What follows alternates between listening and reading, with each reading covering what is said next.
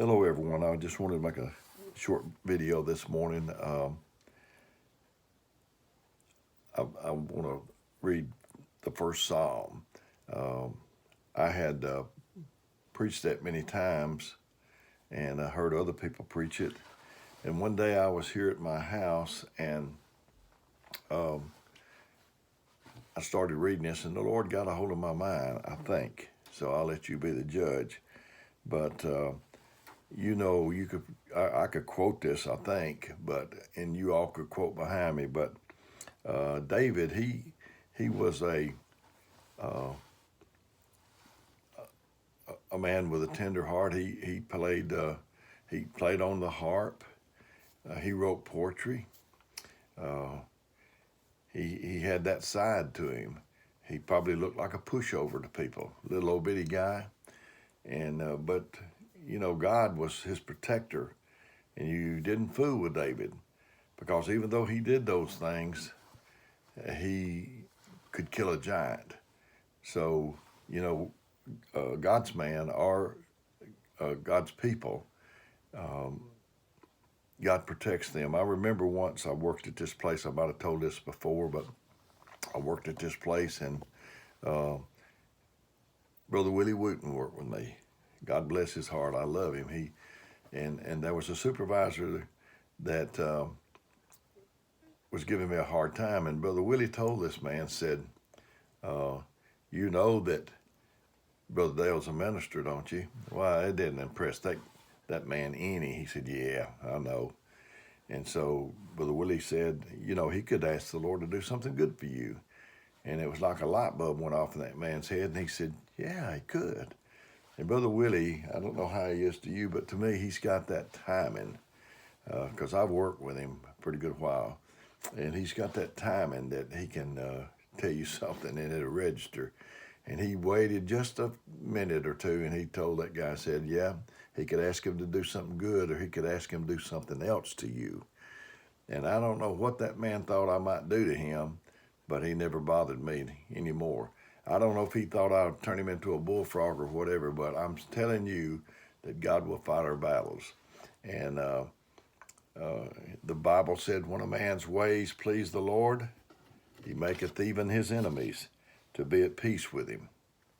So let's go on and read this. It said, "Blessed is the man that walketh not into the counsel of the ungodly, nor standeth in the way of sinners, nor sitteth in the seat of the scornful." I said blessed, blessed, ever how you want to say it. When I read something like that's got blessed in it, I pay attention. I want to know how to be blessed. I know in the Sermon on the Mount, he said, "Blessed are the peacemakers," and all those things. And I paid attention because I want to be a blessed person. So, but when I read this that time at home, I was telling you about, I saw this man running. Uh, that was described in Hebrews 12, where he said, "We run our race with patience." I'm not trying to outrun you, uh, and you're not trying to outrun me. We're just trying to make it across the finish line. So uh, the man was running, and then I saw him where he was running. There was people over on the sides, and they, like a race, and they were saying things to him and about him, and it caught his attention, and he slowed down from a run to a trot so that he could hear them a little bit better. So he went from running to trotting. Then in a little bit he couldn't hear them enough, so he started standing so he could hear what they were saying. Then when he couldn't hear all that he needed to, and finally he did, and it discouraged him, and he started sitting in the seat of the scornful. I've seen so many people like that in my time, that they started off running, but then they got discouraged and they listened to the voices that was talking to them. But this says, "But his delight is in the law of the Lord, and in his law doth he meditate day and night." I don't think that we have the time now. Jesus had a garden that he went to. You need a quiet place. He told us to enter into our closet. We need somewhere quiet. With the day that we're living in, you click on something, it takes you to 10 more things. And then you spend hours or an hour on that, and we don't get back to the Word, and we don't get to our prayer that we need to do. So he told us to meditate day and night. We need some quiet time. This is my office that I'm in, and this is a place I can come. I call it my laboratory, where God can get a hold of my mind if he'd like to. And in his law doth he meditate both day, and he should be like a tree planted by the rivers of water, that bringeth forth his fruit in his season. His leaf also shall not wither, and whatsoever he doeth shall prosper. Boy, sign me up for that one. I want to be. I don't want the Midas touch in business, where everything I touch turns into a profit. But I would like that whatever I do in the ways of the Lord, if it's lay hands on somebody or preach or just a pat on the back, I'd like for it to prosper. I'd like for that to prosper. The ungodly are not so, but are like the chaff which the wind driveth away. Therefore the ungodly shall not stand in the judgment, nor sinners in the congregation of the righteous. For the Lord knoweth the way of the righteous, but the way of the ungodly shall perish. I talked the video before this one on the man at the beautiful gate, and I don't know if I'd said this on that video, but the way to survive a pandemic is to get off the me channel and think about other people. That will help you get off there. And I was thinking about me. I made several videos during this pandemic, this coronavirus, and it probably, some people probably don't, they may not like it, but Paul wrote letters. That was the day and time he lived in. He wrote letters. We don't write letters to churches. I've never wrote a letter to any of them, to Huntsville Holiness Church and care Brother Jack Kelly. No, I don't write letters. I can call him. And so it was a different mode. It was a different world than the way we stand today. We got cell phones. We can call each other. We can get information to each other pretty quickly. We got things that we're doing during the pandemic. Don't know if we're going to do them when the thing ends. Our church is on the Band app. We've had some Zoom meetings, video meetings, and after we get to go back to church, probably it won't be any need of it. But right now, it's working out real good, and I'm very thankful for it. Our church is very thankful for it. So if I can help you during this time or any time, I'd appreciate it if you call me. I had I don't know why this come to my mind, but I had a man that wanted a worldly man. He wanted me to help in his mother's funeral, and he was wanting a certain song that Brother Josh Ashley wrote called Heaven, and he wanted that played, and he wanted to know if anybody had a CD. So somebody had 2 CDs, and they gave them to him and said, maybe one don't work, the other one will. And I took him to him in Huntsville, about 23 miles away. Met him. No, excuse me, I did. I met him in Hazel Green, and in the parking lot, and I gave him the 2 CDs, and he couldn't say thank you enough. Thank you. That I went out of the way to do all that. And I said, that's what I do. I think if you put out there that that's what you do, that's what you ought to do. If you hang your shingle out, and I'm trying to hush, but this just keeps coming to me.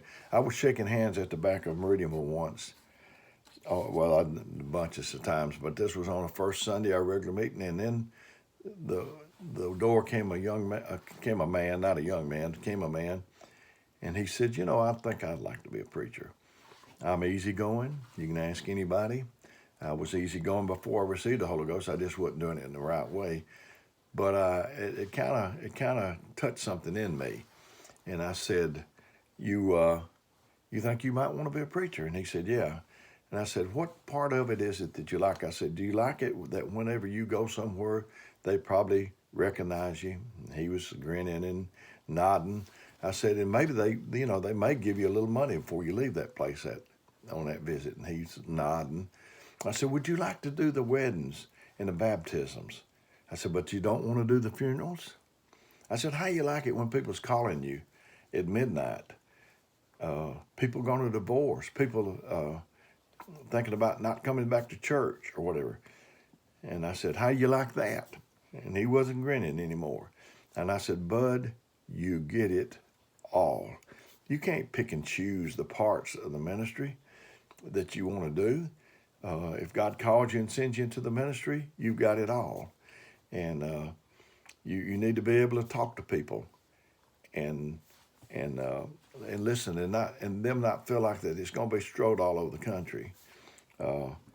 I think that if you know something, you ought to tell people. If you don't know, that's what you ought to say is, I don't know. I worked for Swartz Industries selling parking lot sweepers years ago. I just keep thinking of things, but I'm going to try to cut it off after this. And I went to Detroit, Michigan, and sold a man a parking lot sweeper. I don't know why I would, I ought to knew better than to work there because I'm not mechanically minded. Anybody that knows me can tell you that I'm not mechanically minded. I can't fix your car.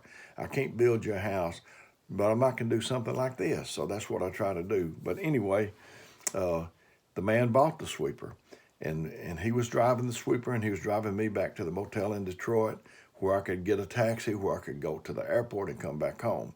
And as he drove along and I rode with him, he said, how does this work on this sweeper?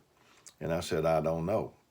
And he said, we rode a little further, and he said, well, how does this work on this sweeper? And I said, I don't know, because I didn't know.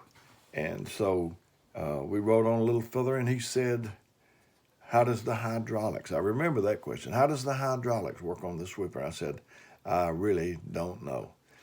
And he said, you know what? He said, you're either the biggest con artist I've ever met, or you're the most honest person I've ever met.